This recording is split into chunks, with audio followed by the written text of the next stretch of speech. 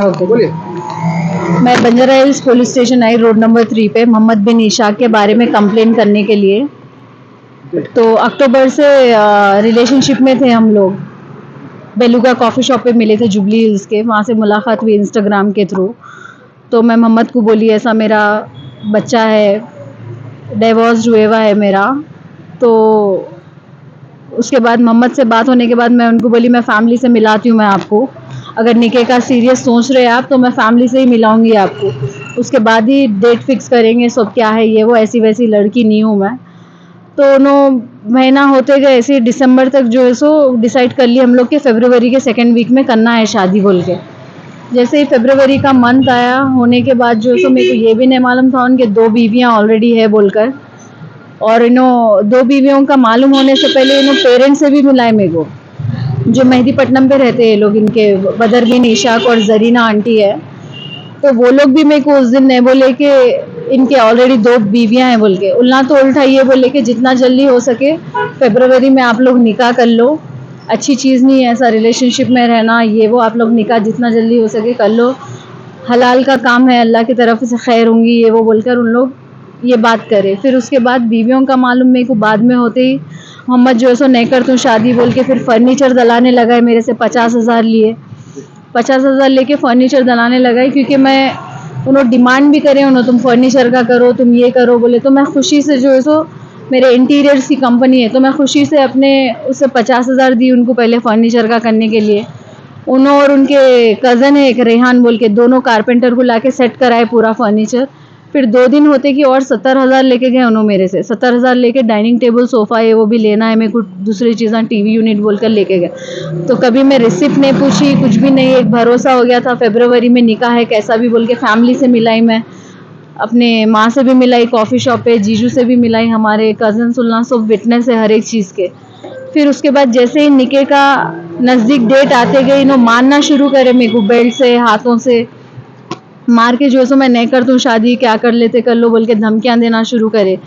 फिर फैमिलीज़ की जो वीडियोज़ जो शेयर होते हैं उस पर भी धमकियाँ देते गए इनको, तेरी हालत ऐसी कर दूंगा मैं कि दुबई चले आना, इंडिया में रहने के काबिल नहीं रहना। तो ऐसे धमकी भी करवा सकती हूँ मैं। और ये हर बात उन्होंने मिलने के टाइम पे बोलते थे, क्योंकि मेरे फ़ोनों में रिकॉर्डिंग रहती थी, और या फिर उन्होंने व्हाट्सएप पे ही कॉल करते थे मेरे को। तो मेरे पास जो है सो व्हाट्सएप पे जो भी चैटिंग हुई, उनके गालियाँ, इतने गंदे गालियाँ, सारे रिकॉर्डिंग है प्रूफ से, जो मैं पुलिस स्टेशन में ऑलरेडी सबमिट करी, मैं हर एक प्रूफ के साथ ही कंप्लेन हुआ यहाँ पे।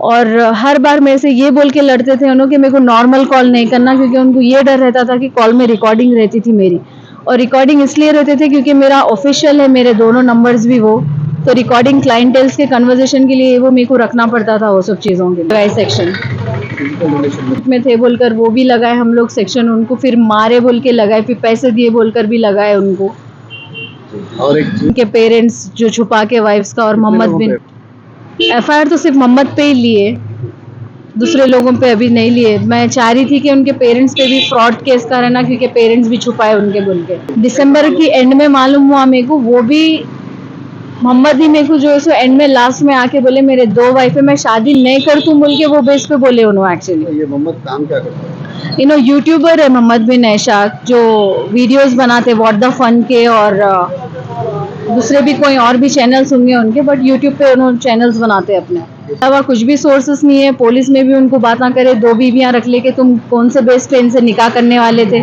जब सैलरी तुम्हारी 50,000 है, तो इनको इनके बेस पे कैसा इनको यूज़ करके तुम रहना चाह रहे थे क्या पूरे, क्योंकि इंटीरियर में मेरा ज़्यादा पैसा रहता मेरे को।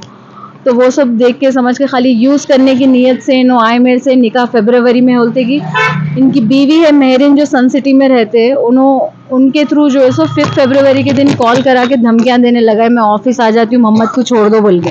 तो मैं उनसे ये सवाल करी आप कौन है, मैं जानती हूँ भी नहीं आपको।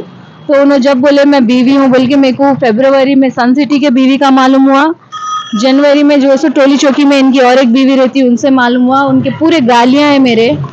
मैं मोहम्मद को डेली रात, फर्नीचर वगैरह आप है? फ्लैट रेंटल है मेरा, जिसमें मैं मोहम्मद ही जाके ओनर से फाइनल कराई, क्योंकि मोहम्मद के दोस्त भी है वो ओनर जहाँ पे रहती हूँ मैं, तो वो फ्लैट शिफ्ट होते वक्त भी मोहम्मद भी थे वहाँ, फर्नीचर शिफ्ट होते वक्त भी मोहम्मद और उनके कज़न थे वहाँ पे। तो ये सब होने के बाद फैमिली को तो सब मालूम था फरवरी में निकाह होने वाला है, तो मोहम्मद उसके बाद बीवियों का ये वो तमाशा एक नया निकाले, इन्हों ये बीवी को मालूम हो गया, वो बीवी को नहीं कर सकता मैं बोलने के बाद मैं डायरेक्टली जो है सो पुलिस स्टेशन आई बंजारा हिल्स के 7 फरवरी के दिन।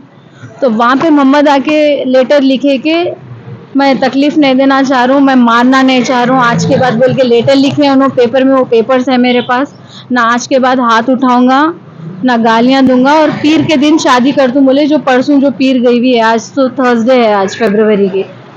फिर भी उन्होंने नहीं आने के बाद मेरे को आज फिर से पुलिस स्टेशन आना पड़ा। यहाँ पे आने के बाद फिर FIR दर्ज हुआ उनके ऊपर और सेक्शंस पड़े उनके ऊपर अभी।